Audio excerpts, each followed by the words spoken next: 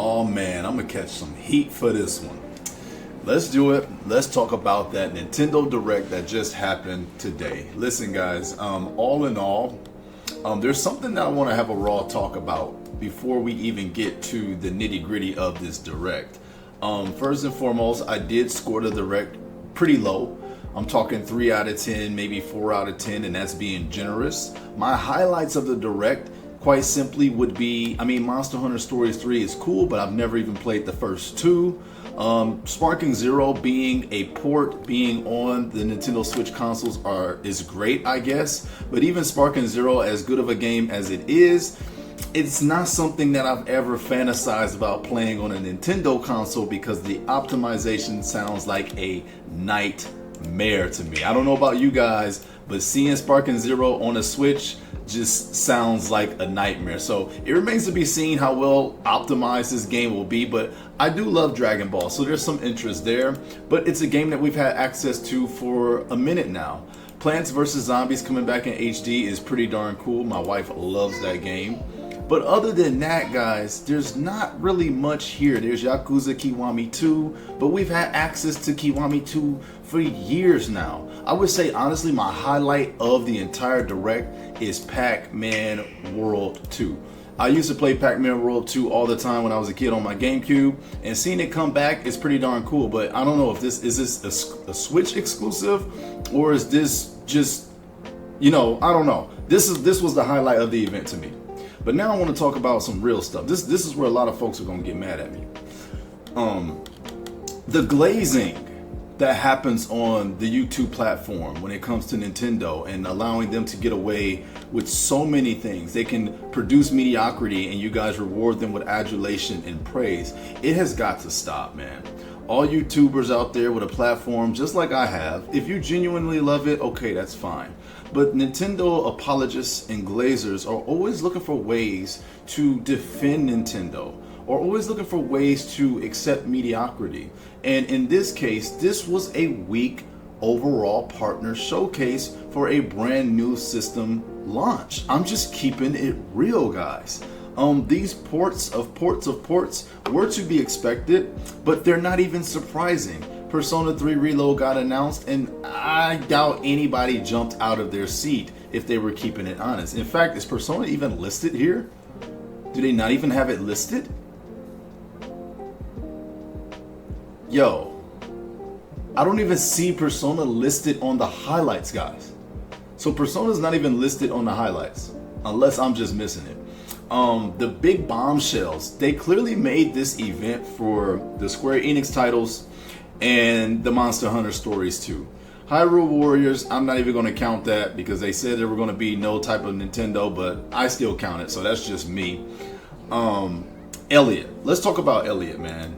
I'm going to keep it a buck and I'm going to keep it real. I think this game looks lazy. I was trying to be nice to it on my stream, but the more I look at it and the more I think about it, when Square is sitting on such a plethora of amazing titles that maybe this could have went into, this looks like the safest, and honestly, no disrespect to indies, but it looks like an indie title. It looks like an indie title. In fact, I've seen indie titles that look better than this.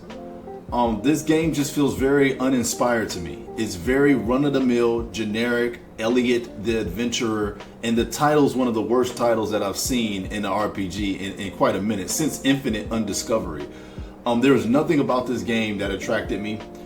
Square Enix and that Nintendo Direct really beat HD 2D into our souls, and I think that was a bad structure to do back-to-back the same looking type of game. I would have rather they spaced it out and then gave it to us, but to just dump it on us like that, I don't know, guys. We got to get to the point where we hold these entities and these companies accountable. If you liked Elliot, you do not have to agree with me. Like, go for it, have fun, enjoy it. But to me, it just feels very uninspired. And if I'm wrong, I'm wrong. Maybe there's a demo. Maybe I'll make a video on that.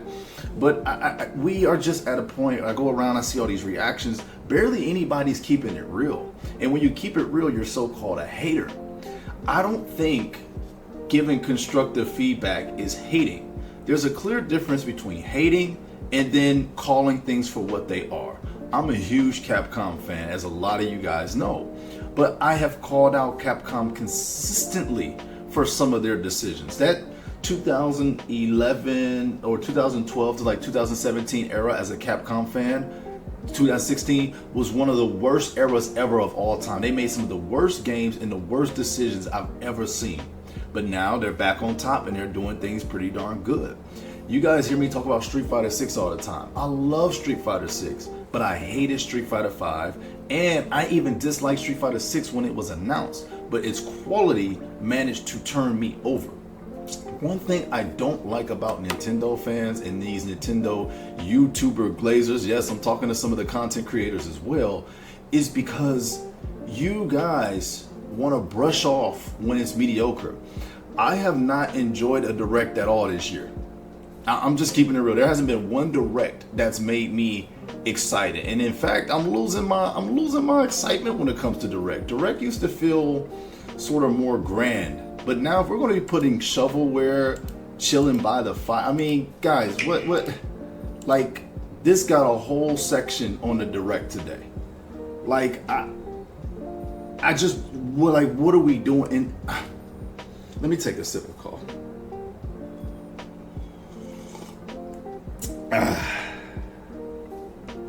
I mean, this is what we got on the direct today. Yeah, it was a minute or 2 minutes, but we're talking about the Switch 2. Like, we're talking about a brand new console right now, and we doing this. This is like a Wii game. You could do this on the Wii. That's 2 generations ago. You could do this on the Wii. What we doing it here for?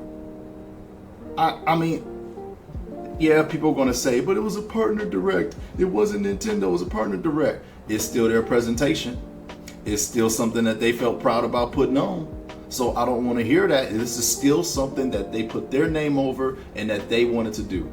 And I'm hearing that apparently they didn't give a lot of dev kits out to certain developers, so everybody's like a little backed up / late when it comes to development for the Switch 2. So it all boils back down to Nintendo. And guys, you gotta stop glazing this multi-million-dollar company. Like, you gotta keep it real. Nintendo has had some amazing moments.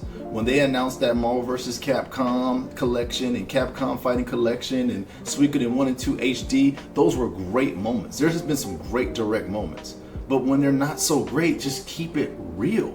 I don't know. I don't want to rant too long, but yeah, to end the show with Octopath and Elliot back to back, I thought that was so weak.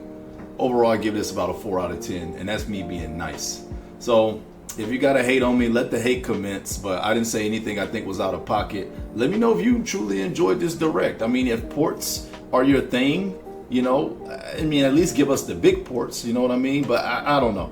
I digress, guys. That was not it. And I say this as a huge Yakuza fan. Keep Nintendo accountable, content creators. Y'all gotta stop the jiving and the glazing. Just keep it real. Say how you really feel. If your subscribers leave you because of how you really feel, it just wasn't meant to be. Especially if you didn't offend nobody, all right? So this event was a 4 out of 10. I did not enjoy this Nintendo Direct. Shout out to everybody who spent the morning with us. We love y'all, appreciate y'all. Let me know if you agree or disagree with me. I'll see y'all down in the comment section below. Keep it respectful, man. I'm out of here. Peace.